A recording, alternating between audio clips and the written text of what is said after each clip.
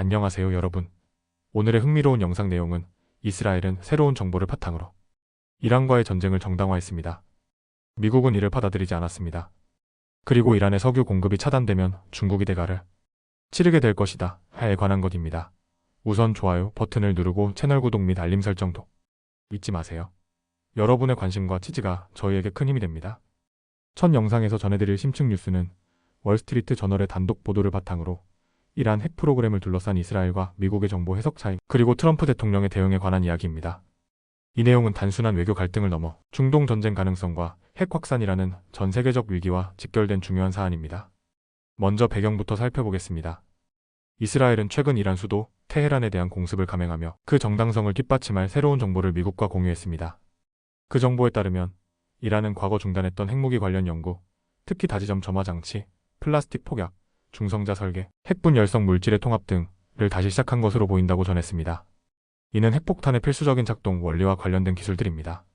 하지만 문제는 미국의 판단이 달랐다는 점입니다. 미국의 고위정보 관계자들은 이스라엘의 자료가 이란이 실제로 핵무기를 만들기로 결정했다는 명확한 증거는 아니라고 보고 있습니다. 한 정보국 관계자는 그 자료는 이전 연구의 재검토로 보일 수 있으며 아직 무기화 결정은 이루어지지 않았다고 말했습니다.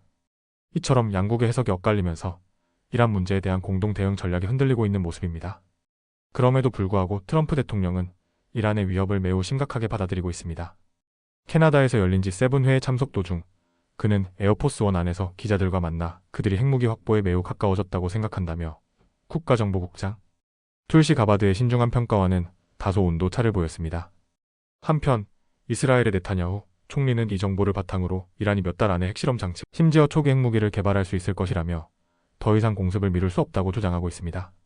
그는 심지어 이란이 예멘의 후티 반군에게 핵무기를 제공하려 한다는 충격적인 발언까지 했습니다. 그러나 미국 정보기관은 이에 대해 전혀 그런 정황이 포착되지 않았다고 밝혔습니다.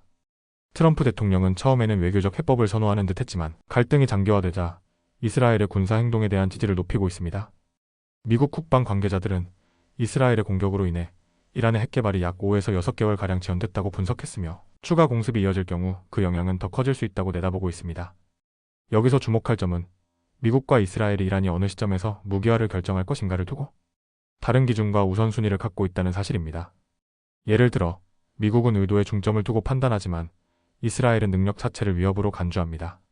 미국 중부사령관 에릭 쿠릴라 장군은 최근 상원 청문회에서 이란이 단 몇 걸음만 더 나아가면 무기급 우라늄을 확보할 수 있다며 결단만 내리면 3주 안에 최대 10개의 핵무기를 만들 수 있을 것이라고 경고했습니다. 가바드 정보국장 역시 3월 청문회에서 이란의 우라늄 비축량이 사상 최고 수준이라고 밝힌 바 있습니다. 그럼에도 미국 정보기관의 공식적인 평가는 여전히 이란이 핵무기 생산 결정을 내린 것은 아니다라는 입장입니다.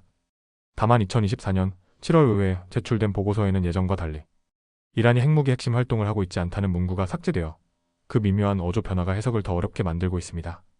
마지막으로 이란은 이스라엘의 공습 중단을 조건으로 미국과의 핵협상 재개 가능성을 시사하고 있습니다. 그러나 이란은 동시에 포르도 핵시설 같은 전략적 목표물에 대한 공습에는 미국의 군사적 도움이 필요하다는 점도 인식하고 있는 것으로 보입니다. 결국 이 문제는 단순히 핵무기를 만들었느냐, 만들지 않았느냐의 문제가 아닙니다.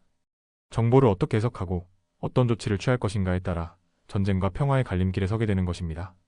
다음 영상에서 전해드릴 흥미롭고도 중요한 뉴스는 월스트리트 저널이 보도한 국제 에너지와 지정학 이슈에 대한 분석입니다. 이 내용은 단순히 중동의 갈등을 넘어 세계 경제의 또 다른 축인 중국의 취약한 에너지 구조와도 깊게 연결되어 있습니다. 주요 내용은 이렇습니다. 이스라엘과 이란 간의 군사적 긴장이 고조되고 있는 가운데 이란의 원유 수출이 만약 차단된다면 누가 가장 큰 타격을 입게 될까? 그 대답은 의외로 중국입니다. 현재 이란은 전 세계 석유 수요의 약 2%에 해당하는 하루 170만 배럴 정도를 수출하고 있습니다. 2018년 트럼프 대통령이 이란 핵 합의를 철회한 이후 미국은 이란의 원유 수출을 강력히 제재하고 있고 대부분의 국가들은 이를 피하고 있습니다. 하지만 단 한 나라, 바로 중국은 다릅니다. 중국은 이란산 원유를 할인된 가격에 대량으로 수입하고 있으며 사실상 이란산 석유의 90% 이상이 중국으로 흘러들어가고 있습니다. 특히 중국 산둥 지역에 밀집해 있는 소규모 민간 정유소, 흔히 찻주전자라고 불리는 이 공장들이 이란산 석유의 주요 소비처입니다. 이 정유소들은 국영기업이 아니기 때문에 규제를 피해가며 국제 제재의 눈을 피해 이란과의 거래를 이어가고 있습니다. 이들은 불법적으로 반입한 이란산 석유를 바탕으로 높은 마진을 유지해왔고 2022년에도 이런 방식으로 수익을 보호했습니다. 지금까지 이란산 석유는 같은 급의 정제유에 비해 배럴당 10달러 넘게 저렴했습니다. 그러나 최근 들어 이스라엘과의 갈등, 고조와 미국 제재 강화로 인해 이 가격 격차는 배럴당 2달러 수준으로 좁혀졌습니다. 다시 말해 시장은 이란 석유 공급에 이상이 생길 수 있다는 리스크를 이미 반영하기 시작한 겁니다.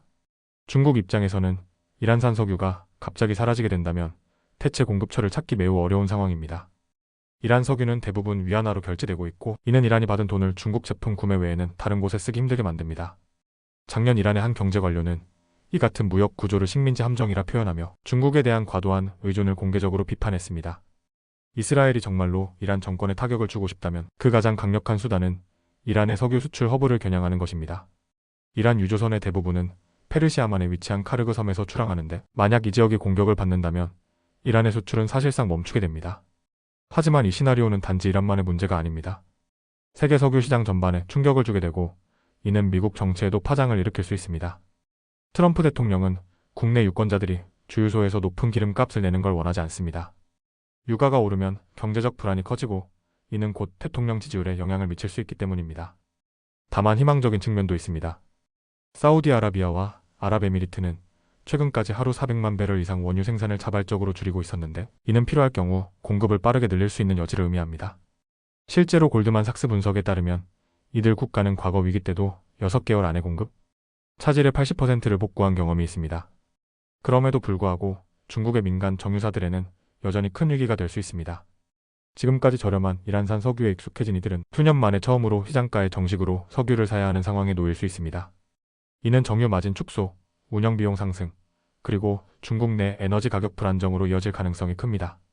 결국 이란과 이스라엘 간의 긴장은 단순한 중동 지역 문제가 아니라 중국의 에너지 안보, 미국의 국내 정치, 그리고 전 세계 석유 시장 전체의 불안정성과 밀접하게 얽혀있는 복합적인 국제 문제입니다. 오늘은 여기까지입니다. 다음 영상에서 더 유익하고 흥미로운 내용으로 찾아뵙겠습니다. 이 영상은 투자 의견이 아닙니다. 매우 감사합니다.